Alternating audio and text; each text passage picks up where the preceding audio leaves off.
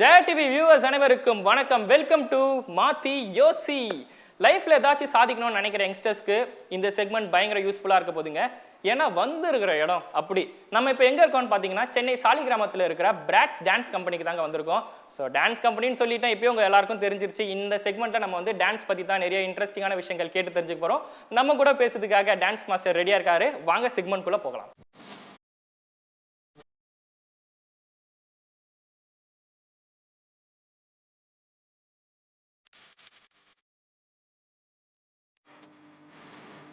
S, இப்போ நம்ம கூட யார் இருக்கான்னு பார்த்தீங்கன்னா நம்மளுடைய டான்ஸ் மாஸ்டர் இருக்காரு. மாஸ்டர் வணக்கம். மாஸ்டர் வணக்கம். வணக்கம் மாஸ்டர், உங்க ஸ்டைல எப்படி வணக்கம் சொல்றது? ஒரு டான்சர்ஸ்க்கு ஒரு ஸ்டைல் இருக்கும் இல்லையா? இல்லை, டான்ஸர் ஸ்டைல்லாம் இல்லை, ஆட்டிடியூட் தான். நம்ம எப்படி சொல்கிறதோ அந்த அதிலே போயிடலாம். மாஸ்டர், இப்போ உங்களை பற்றி ஒரு சின்ன இன்ட்ரோ வந்து நம்மளுடைய வியூவர்ஸ்க்காக கொடுக்கணும் நீங்கள். ஓகே, வணக்கம் Jaya TV viewers. My name is Kathiravan. கதிர்னு கூப்பிடுவாங்க.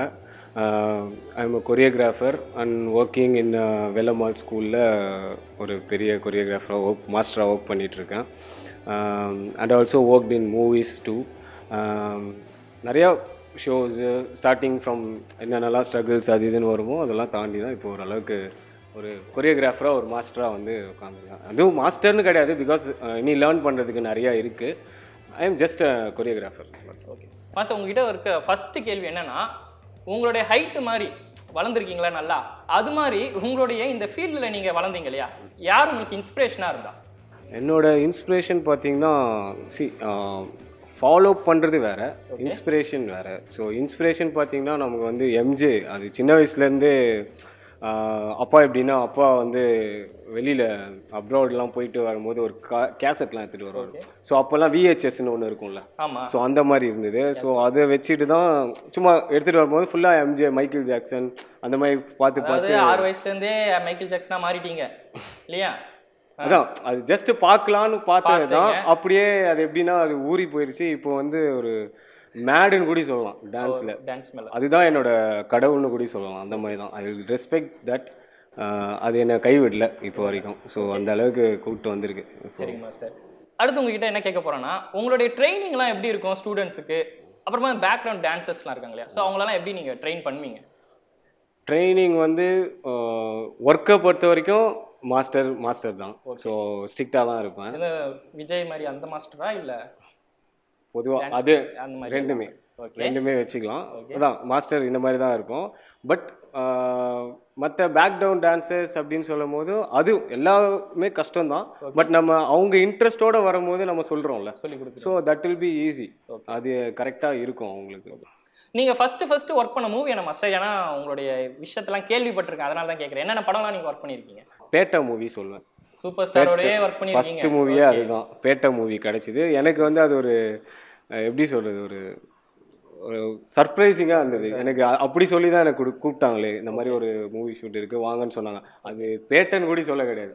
எல்லாருக்குமே ஒர்க் பண்ணணும்னு ஆசை இல்லையா, ஒரு ஹீரோ பெரிய ஸ்டார்ஸோட ஒர்க் பண்ணணும்னு ஆசை. பட் அந்த மாதிரி பார்க்கும்போது எனக்கு ஃபஸ்ட்டு மூவியே super star. I was so excited. ஒட்டுனே எனக்கு இந்த ஃபோட்டோகிராஃபி கூட எனக்கு வேணாம், அவர் கூட ஒர்க் பண்ணது போதும். ஸோ வேற என்னென்ன ஆக்டர்ஸ்க்குலாம் நீங்கள் வந்து ஒர்க் பண்ணியிருக்கீங்க? பேட்டை முடிஞ்சதுக்கு அப்புறமே எனக்கு இன்னொரு பெரிய ஷாக்கு, தளபதி மூவிலேருந்து கூப்பிட்டதும் எனக்கு எல்லா ஒர்க்குமே விட்டுட்டு நான் போயிட்டேன். நான் எந்த ஒர்க்கு ஆஃப் அடுத்து ஒரு கேள்வி என்னன்னா, இந்த ஜென்ரேஷனுக்கான ஸ்டூடெண்ட்ஸ் வந்து என்ன மாதிரி டான்ஸ் ஸ்டைலை வந்து கற்றுக்கிறதுக்கு ரொம்ப ஆசைப்படுறாங்க? இப்போது டான்ஸ் ஸ்டைல் இந்த ஜென்ரேஷன் கேட்டிங்கன்னா ஒரு நிறையா இருக்குது. இப்போ பார்த்தீங்கன்னா, இப்போ நீங்கள் சினிமாவில் பார்க்குறீங்களா, அது ஒரு ஸ்டைலு. இப்போது ப்ரொஃபஷ்னலாக ஒரு சில பேர் எடுக்கிறாங்க வெளியில் அவுட்றதுல, அதுவும் ஒரு ஸ்டைலு. ஸோ இன்னொருத்தவங்க வந்து கிளாசிக்கல் ஒன்று இருக்குது, அது ஒரு ஸ்டைல். ஸோ ஒவ்வொன்றும் ஒவ்வொரு ஸ்டைலு. இப்போ வெஸ்டர்ன் டான்ஸுன்னு எடுத்துக்கிட்டிங்கன்னா, வெஸ்டர்ன் டான்ஸுன்றது ஸ்டைல்னே சொல்கிறாங்க. அது ஸ்டைல் கிடையாது, இட்ஸ் எ நேம், அவ்வளோதான். இப்போ நம்ம எப்படி சொல்கிறோம், படத்தோட நேமு கீழே ஒரு சப்டைட்டில்ஸ்லாம், அந்த மாதிரி ஒரு நேமு. ஸோ அதுக்குள்ளே நிறைய ஏகப்பட்ட ஸ்டைல்ஸ் எல்லாம் இருக்குது. ஸோ அந்த மாதிரி தான் நான். வெஸ்டர்ன் ஸ்டைலில் எந்த ஆக்டர் வந்து சூப்பராக ஆடுறா உங்களுடைய பாயிண்ட் ஆஃப் வியூவில் இருந்து? வெஸ்டர்ன் ஸ்டைலா? ஆமாம், வெஸ்டர்ன் ஸ்டைல் பார்த்தீங்கன்னா விஜய் சார் தான் பயங்கரமாக ஆடுவார் டான்ஸு. விஜய் சாருக்கு ஈக்குவல்ட்டு பார்த்தீங்கன்னா சிம்பு சார் ஓரளவுக்கு மேட்ச் பண்ணுவார். இவங்க ஆக்சுவலாக இவங்க 2 பேருமே காம்பினேஷன் டான்ஸை பொறுத்த வரைக்கும் நல்லாயிருக்கும். ஒரே டேக்கு, அதாவது அந்த அப்சர்வேஷன் நல்லாயிருக்கும் அவங்ககிட்ட நான் பார்த்துருக்கேன். மாஸ்டர் உங்களுடைய ஃபேவரட் கொரியோகிராஃபர் யார் மாஸ்டர்? உள்ளே பார்த்தீங்கன்னா பிரபுதேவா மாஸ்டர் தான். ஏன்னா அவர் எப்படின்னா இப்போ ஒரு கொரியோகிராஃபி பண்ணோன்னா அவர்கிட்ட தான் நான் நிறைய விஷயம் அப்சர்வ் பண்ணுவாங்களே. இப்போ நம்ம பார்த்து கற்றுக்குறோன்ற ஒரு விஷயம் இருக்குல்ல. இப்போ நீங்கள் வந்தீங்கன்னா இப்போ உங்களை பார்த்து ஓகே இவர் இது இந்த மாதிரி பேசுகிறாரு ஆட்டிடியூட் அந்த மாதிரி சார் வந்து டோட்டலாகவே வேறு.